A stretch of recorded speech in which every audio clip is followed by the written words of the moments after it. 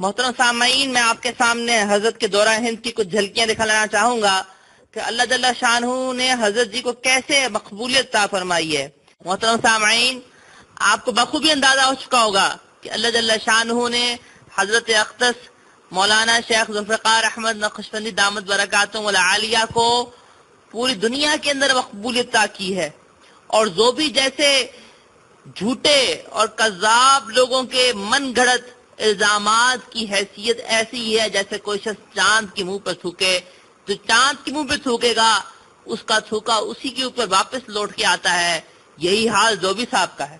انگریزوں نے ہمیشہ سے یہی طریقہ رکھا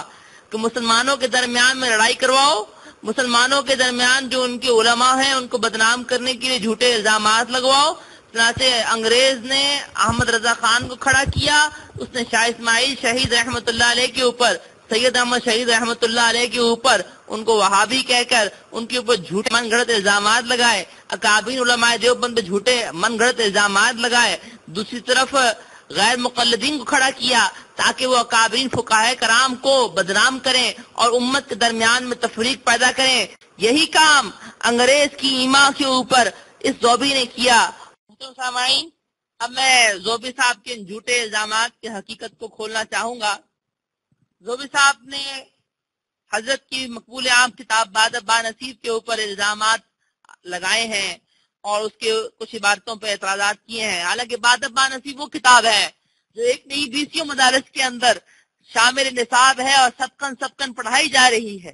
کئی مدارس میں اس کی تعلیم کی جاتی ہے طلباء کو آداب سکھلانے کے لیے، اور کئی مدارس کے احباب کا یہ کہنا ہے کہ طلباء کو آداب سکھلانے کے لیے یہ ایک بہترین کتاب ہے۔ زوبی صاحب نے اس میں مریدین کے جو آداب لکھے ہیں اس پر اعتراض کیا ہے۔ حضرت نے شیخ عبدالوہاب شعرانی رحمۃ اللہ علیہ کی کتاب سے یہ ادب نقل کیا ہے۔ لکھتے ہیں کہ مرید کو اپنے دل میں یقین رکھے کہ مرشد وہ آنکھ ہے جس سے اللہ تعالیٰ میری طرف رحمت سے دیکھتا ہے، یعنی شیخ کی رضا سے اللہ تعالیٰ راضی اور شیخ کی ناراضگی سے اللہ تعالیٰ ناراض ہوتا ہے۔ زوبی صاحب نے اس پر یہ الزام لگایا ہے کہ اس عبارت سے تو پیروں کو اور اولیاء اللہ کو نبی علیہ السلام کے برابر کر دیا گیا کہ شیخ کی رضا سے اللہ کی ناراضگی کی تو نبی علیہ السلام کا مقام ہے۔ یہ زوبی صاحب کا من گھڑت اور جھوٹا الزام ہے۔ اسی طرح زوبی نے اعتراض کیا ہے کہ اللہ کو مرشد کے ذریعے دیکھنے کی کیا ضرورت ہے کہ اللہ خود نہیں دیکھ سکتا۔ میں زوبی صاحب کے ان اعتراضات اور الزامات کا جواب دینے سے پہلے حدیث قدسی سنانا چاہوں گا۔ بخاری شریف کی حدیث مبارکہ ہے جو کہ مشکات شریف کے حوالے سے میں پیش کر رہا ہوں کہ حضرت ابو ہریرہ رضی اللہ تعالیٰ عنہ نے نبی اکرم علیہ السلام سے روایت کی کہ اللہ کے حبیب علیہ السلام نے ارشاد فرمایا کہ بے شک اللہ جل شانہ یہ کہتا ہے، من عاد لی ولیا فقد آذنتہ بالحرب، جو میرے کسی ولی سے دشمنی کرتا ہے تو میرا اس سے اعلان جنگ ہے۔ وما تقرب الی عبدی بشیء، اور میرا بندہ کسی بھی چیز کے ساتھ میرا قرب حاصل نہیں کرتا جو مجھے زیادہ پسندیدہ ہو بنسبت اس چیز کے کہ جو میں نے اس پر خود فرض کی ہے، جو میں نے اس پہ مما افترضت علیہ، جو میں نے اس کے اوپر فرض کی ہے۔ وما یزال عبدی، اور میرا بندہ ہمیشہ میرا قرب حاصل کرتا رہتا ہے نوافل کے ساتھ، حتی احبہ، یہاں تک کہ میں اس سے محبت کرنے لگتا ہوں اور میں اس کو اپنا محبوب بنا لیتا ہوں۔ فاذا احببتہ، جب میں اس سے محبت کرتا ہوں تو کیا ہوتا ہے؟ فرمایا اللہ کے حبیب علیہ السلام نے کہ فاذا احببتہ كنت سمعه الذی، کہ میں اس کا سماعت بن جاتا ہوں جیسے وہ سنے، وبصرہ الذی یبصر به، میں اس کی وہ بصارت و بینائی بن جاتا ہوں جس سے وہ دیکھے، ویدہ التی، اور میں اس کو وہ ہاتھ بن جاتا ہوں جس سے وہ پکڑے، ورجلہ التی، اور میں اس کا وہ پاؤں بن جاتا ہوں جس سے وہ چلے۔ اور اس کے حاشی میں میر سید شریف جرجانی رحمۃ اللہ لکھتے ہیں کہ ان آلات کے اللہ جل شانہ کے بن جانے کا مطلب کیا ہے کہ میں ان آلات کو اور ان حواس کو وسائل بنا دیتا ہوں، وسیلہ بناتا ہوں، ذریعہ بناتا ہوں اپنی مرضی تک پہنچنے کا، اپنی مرضیات کے حاصل کرنے کا، کیونکہ میرا بندہ جو کہ اللہ کا ولی ہوتا ہے وہ ان چیزوں کے ذریعے سے میرا تقرب حاصل کرتا ہے۔ لہذا جب میرا ولی اللہ کا جو نیک بندہ ہے وہ چلتا ہے تو فرمایا کہ اس کا چلنا بھی اللہ کی منشا کے مطابق ہوتا ہے، جب وہ دیکھتا ہے تو اس کا دیکھنا بھی اللہ کی منشا کے مطابق ہوتا ہے، جب وہ کلام کرتا ہے تو اس کا کلام کرنا بھی اللہ کی منشا کے مطابق ہوتا ہے، یعنی اللہ کی منشا کو دیکھ کر کلام کرتا ہے، جیسی اللہ کی منشا ہوتی ہے اس کے مطابق چلنے کی کوشش کرتا ہے۔ یہ تھا اس ارشاد کا مطلب کہ مرید اپنے دل میں یہ اعتقاد رکھے کہ مرشد وہ آنکھ ہے، یعنی مرشد کا ہر چیز، ہر قول، ہر فعل، اٹھنا بیٹھنا، سونا جاگنا، یہ سب اللہ جل شانہ کی مرضی کے مطابق ہوتا ہے، یعنی وہ اللہ کی مرضی کو دیکھ کر چلتا ہے۔ جیسا اللہ کی منشا ہوتی ہے اس کے مطابق دیکھ کر وہ کام کرتا ہے، وہ ہر کام میں یہ دیکھتا ہے کہ اللہ کی منشا کیا ہے۔ اس کے اوپر ایک مزید حوالہ سنیے، خواجہ غیث الدراز رحمۃ اللہ علیہ کی کتاب ہے خاتمہ، اس کا ترجمہ آداب المریدین کے نام سے چھپا ہوا ہے، اس کے صفحہ نمبر 88 پہ وہ مرید کے لیے لکھتے ہیں کہ پیر کو شجر موسیٰ تصور کرے، یعنی مرید اپنے شیخ کو ایسا تصور کرے جیسا کہ موسیٰ علیہ السلام کے لیے درخت تھا، یعنی جیسے موسیٰ علیہ السلام نے درخت سے خدا کا کلام سنا تھا، یہ شخص اپنے شیخ کے کلام کو سمجھے اور اس کو محال نہ خیال کرے، کیونکہ حدیث قدسی میں وارد ہے کہ خدا فرماتا ہے جب بندہ نوافل کے ساتھ میرا تقرب حاصل کرتا ہے، میرے ساتھ سنتا ہے، میرے ساتھ دیکھتا ہے، میرے ساتھ بولتا ہے۔ اسی طرح آگے لکھا ہوا ہے خواجہ غیث الدراز رحمۃ اللہ علیہ نے کہ ہمارے ہاں مرید عاشق اور پیر معشوق ہے، لکھا ہم پیر کے برابر کسی کو بھی برابر نہیں سمجھتے، پیر سے بہتر سمجھنا تو اور شے ہے، ہم ہرگز نہ کہیں گے کہ جنید و بایزید ہمارے پیر سے بڑھ کر تھے۔ کیوں زوبی صاحب ذرا دیکھا اور حوالہ پڑھا، اب اگلا حوالہ سنیے، فضائل اعمال کے اندر حضرت شیخ الحدیث زکریا رحمۃ اللہ علیہ نے اسی حدیث مبارکہ جو حدیث قدسی میں نے پڑھی ہے، اسی حدیث قدسی کے حوالے سے لکھا ہے کہ اللہ جل شانہ جس وقت اپنے بندے کو اپنے قریب کرتا ہے تو اسی حدیث مبارکہ کے حوالے سے شیخ الحدیث زکریا رحمۃ اللہ علیہ لکھتے ہیں کہ میرا بندہ کوئی شخص میرا قرب اس چیز کی بنسبت ادا حاصل نہیں کر سکتا جو میں نے اس پہ فرض کی ہے، یعنی سب سے زیادہ قرب نزدیکی مجھ سے فرائض کی ادا کرنے سے حاصل ہوتی ہے، اور نوافل کی وجہ سے بندہ مجھ سے قریب ہوتا رہتا ہے، یہاں تک کہ میں اس کو اپنا محبوب بنا لیتا ہوں، تو پھر میں اس کا کان بن جاتا ہوں جسے سنے، اس کی آنکھ بن جاتا ہوں جس سے وہ دیکھے، جو بھی صاحب ذرا الفاظ سنے، اس کی آنکھ بن جاتا ہوں جس سے وہ دیکھے، اور اس کا ہاتھ بن جاتا ہوں جس سے وہ کسی چیز کو پکڑے۔ حضرت شیخ الحدیث زکریا رحمۃ اللہ علیہ لکھتے ہیں اس کے فائدے کے اندر کہ آنکھ کان بن جانے کا مطلب یہ ہے کہ اس کا دیکھنا سننا چلنا پھرنا سب میری خوشی کے تابع بن جاتا ہے، کوئی بات بھی میری مرضی کے خلاف نہیں ہوتی۔ کیوں زوبی صاحب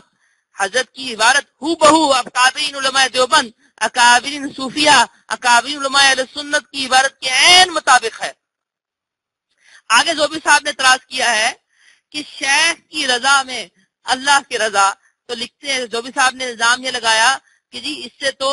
شیخ کو انبیاء کرام علیہ السلام کے برابر کر دیا گیا اور شیخ کو وہ رتبہ دے دیا گیا جو کہ نبی کو دیا گیا ہے۔ زوبی صاحب کی جہالت کا پول صحیح ان کی اس جھوٹے من گھڑت الزامات سے کھل رہا ہے۔ زوبی صاحب آپ نے وہ حدیث مبارکہ شاید سنی ہو، ترمذی شریف کی روایت ہے، اللہ کے نبی اکرم علیہ السلام نے ارشاد فرمایا، اور مشکوٰۃ شریف میں نقل ہے یہ حدیث کہ اللہ کی رضا، اللہ کو راضی کرنا، رضا اللہ کی رضا، رب کی رضا والد کی رضا میں ہے، اور رب کی ناراضگی والد کی ناراضگی میں ہے۔ میرا سوال ہے زوبی صاحب، کیا اس حدیث مبارکہ میں باپ کو کیا نبی کے برابر کر دیا گیا؟ کیا باپ کو جو کہا گیا کہ باپ کا راضی ہونا وہ اللہ کا راضی ہونا ہے، تو کیا باپ کو اللہ کے نبی علیہ السلام کے برابر مقام دے دیا گیا؟ زوبی صاحب یہ تمہارے جیسے جھوٹے لوگوں کی جہالت ہے جو علماء اہل سنت والجماعت اور اللہ کے اولیاء اللہ کے اوپر کیچڑ اچھالنا اس لیے چاہتے ہیں تاکہ انگریز کی ایما پر اس امت مسلمہ میں تفریق ڈالیں، اور ان لوگوں کے اوپر کیچڑ اچھالنا جو علماء اہل سنت والجماعت ہیں، جو پکے سچے اللہ کے ولی، اللہ کے عاشق، اللہ کے حبیب علیہ السلام کے عاشق ہیں، ان لوگوں پہ تم اس قسم کے جھوٹے الزامات لگا کر وہی کردار ادا کرنا چاہتے ہو جو ایک دور میں احمد رضا خان جیسے قذاب نے ادا کیا تھا، جو ایک دور کے اندر مرزا قادیانی جیسے ملعون نے کیا تھا۔ تم آج انگریز کی ایما پر اسی جیسا کردار ادا کرنا چاہ رہے ہو کہ مسلمانوں کے درمیان میں تفرقہ ڈالو۔ صوفی صاحب نے اعتراض کیا ہے کہ شیخ کی رضا کو اللہ کی رضا کہنا یہ حضرت کے اوپر الزام لگایا کہ انہوں نے نبی علیہ السلام کے برابر کر دیا۔ سنیں خواجہ غیث الدراز صاحب کیا فرماتے ہیں، لکھتے ہیں خواجہ غیث الدراز رحمۃ اللہ علیہ آداب کے اندر کہ امور بشری میں شیخ کو مثل اپنا تصور کرے، قل انما انا بشر مثلکم، اور امور الہی میں شیخ کو پیغمبر کی مثل جانے۔ یعنی کیا مطلب کہ شیخ کا ہر کام نبی علیہ السلام کی اتباع کے اندر ہوتا ہے۔ اسی طرح حضرت تھانوی رحمۃ اللہ علیہ نے اپنی آخری تالیف بوادر النوادر کے اندر 2 جگہوں پر اسی قسم کی عبارت لکھی ہے اور یہی اشکال کا جواب دیا ہے۔ حضرت سے صفحہ نمبر 67 کے اوپر ایک صاحب نے سوال کیا، اور صاحب نے سوال کیا کہ مجھے شیخ کی نسبت زیادہ جذب محسوس ہوتا ہے بنسبت اللہ کے نبی علیہ السلام کی طرف، تو کیا اس میں کوئی حرج ہے؟ تو حضرت نے آگے سے لکھا کہ اس کا وہم نہ کریں، کیونکہ تقابل تب ہوگا کہ جب نبی اکرم علیہ السلام عالم ظاہر میں تشریف رکھتے تو پھر اس وقت تقابل ہوتا، جب نبی علیہ السلام عالم ظاہر میں نہیں ہے، چونکہ عالم ظاہر میں نہیں تشریف فرما، لہذا شیخ کی طرف اگر زیادہ جذب ہو رہا ہے بنسبت نبی اکرم علیہ السلام کی طرف تو اس کی طرف دھیان مت کرے۔ اسی طرح سے دوسری جگہ پہ صفحہ نمبر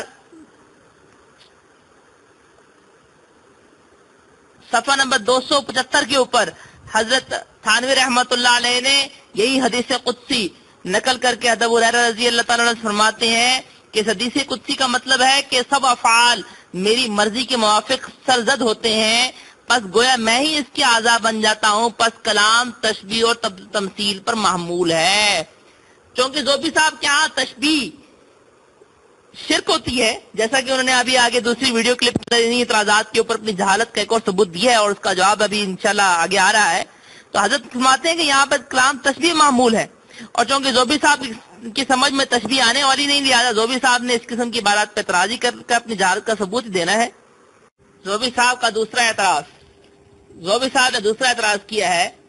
کہ مرید کو حضرت شیخ مولانا ذوالفقار احمد نقشبندی دامت برکاتہم العالیہ نے ارشاد نقل کیا کہ مرید اپنے شیخ کے ظاہر پہ نظر نہ کرے بلکہ اس باطنی نعمت پہ نظر رکھے جو اس کے دل میں ہے۔ اب اس پہ زوبی صاحب یہ جھوٹا الزام لگاتے ہیں کہ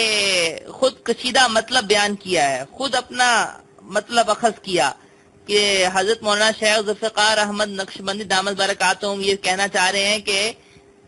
یہ الزام لگایا زوبی صاحب نے کہ پیر بظاہر سنت اور خلاف سنت لباس پہنے یا حلیہ بنائے، مرید کو اس کی باطنی نعمت پہ نظر رکھنا چاہیے۔ زوبی صاحب کی یہ اعتراض اور اگلے 2-3 اعتراض پڑھ کے مجھے بے اختیار ایک واقعہ یاد آیا کہ ایک صاحب تھے جن کی طبیعت زوبی صاحب سے ملتی جلتی تھی، اور انہوں نے دوسرے پوچھا کہ بھئی تمہارا نام کیا ہے؟ اس نے کہا کہ نام حاجی زید میرا نام ہے۔ تو سائل نے آگے سے پوچھنے والے نے یوں تشریح شروع کر دی کہ حاجی بروزن چاچی، اور چاچی کے معنی ہوتے ہیں کمان، اور کمان بروزن گمان ہے، اور گمان کے معنی ہوتے ہیں شک کے، اور شک بروزن سگ ہے، اور سگ کے معنی ہوتے ہیں کتا، لہذا ثابت ہوا کہ تم کتے ہو۔ یہ جس طرح سے معنی اخذ کیا ہے یہ طریقہ یہ احمد رضا خان صاحب کا تھا جو کہ بریلوی مسلک کے بانی تھے، اور میں زوبی صاحب پہ حیران ہوں کہ زوبی صاحب کے اندر غیر مقلدانہ عادات بھی بدرجہ اتم موجود ہیں،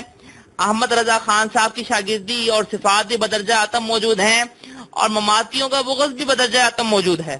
تو یہ جامع ہیں زوبی صاحب مماتیت، غیر مقلدیت، شیعت اور بریلویت کے۔ شیعت کے اس لحاظ سے کہ جس طرح سے شیعہ جو ہے وہ صحابہ کرام رضوان علیہم اجمعین کو برا بلا کہتے ہیں، تو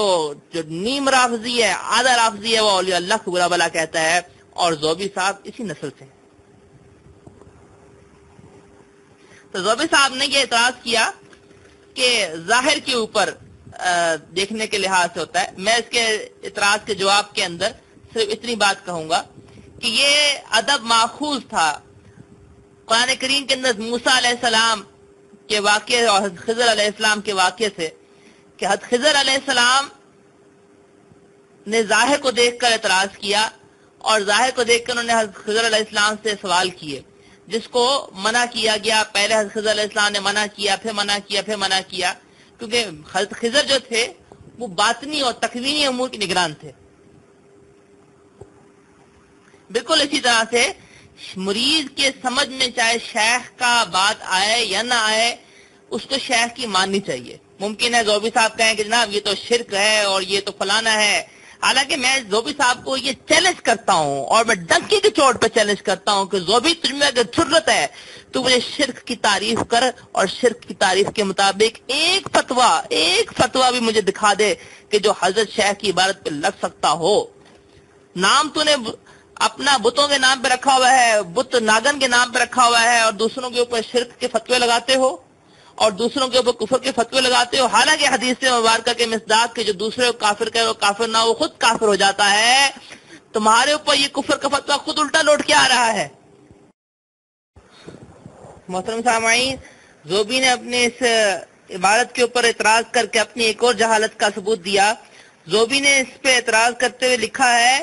کہ عوام کس طرح سے پیروں کے دلوں میں جھانک کے دیکھیں گے اور کیسے معلوم کریں گے کہ ان کے باطنی حالات کیا ہیں۔ حضرت نے یہ لکھا تھا کہ مرید شیخ کی بات کی نعمت پہ نظر رکھے جو اس کے دل میں ہے، یعنی اللہ جل شانہ نے کی طرف سے جو اس کو کیفیت احسان اور یاداشت اور نسبت منتقل ہوئی ہے، وہ اس نسبت کا احترام کرے، اس نسبت کو دیکھے جو اس کی طرف منتقل ہوئی ہے۔ یہ تو نہیں لکھا کہ مرید جو ہے وہ شیخ کی باطنی حالات پہ لکھے۔ زوبی صاحب نے باطنی نعمت کو باطنی حالات میں تبدیل کیا اور باطنی حالات میں تبدیل کر کے اعتراض جڑ دیا۔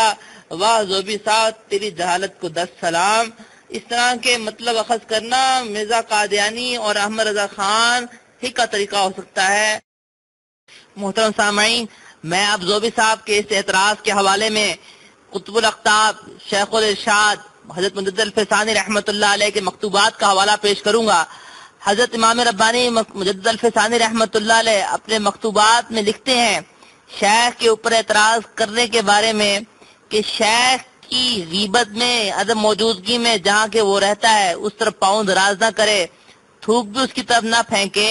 اور جو کچھ پیر سے صادر ہو اس کو ثواب و بہتر جانے،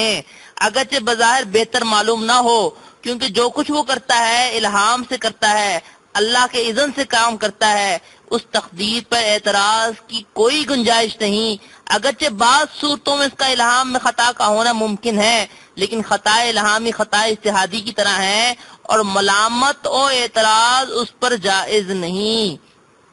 یہاں پہ حضرت مجدد الفسانی رحمۃ اللہ نے صاف لکھا ہوا ہے کہ شیخ کے اوپر اعتراض کرنے سے اس کو سلسلے میں سلوک میں کچھ بھی حاصل نہیں ہوگا۔ اس طرح لکھتے ہیں، صفحہ نمبر 778 ہے کہ اگرچہ وہ اعتراض رائی کی دانہ جتنا ہو، کیونکہ اعتراض سے سوائے مایوسی کے کچھ حاصل ہوتا ہو، اور تمام مخلوقات میں سے بدبخت وہ شخص ہے جو اس بزرگ کا عیب بین ہے۔ اللہ تعالی ہم کو اس بلائے عظیم سے بچائے۔ لو زوبی صاحب، حضرت مجدد الفسانی رحمۃ اللہ علیہ کا فتویٰ تمہارے اوپر آ گیا۔ حضرت مجدد الفسانی رحمۃ اللہ علیہ فرماتے ہیں کہ مخلوق میں سے بدبخت وہ شخص ہے جو بزرگوں کے عیب نکالتا ہے، اور تم بھی اللہ کے اولیاء اللہ سے اعتراضات اور من گھڑت جھوٹے الزامات لگا کر اس فتوے کے مستحق قرار پائے ہو۔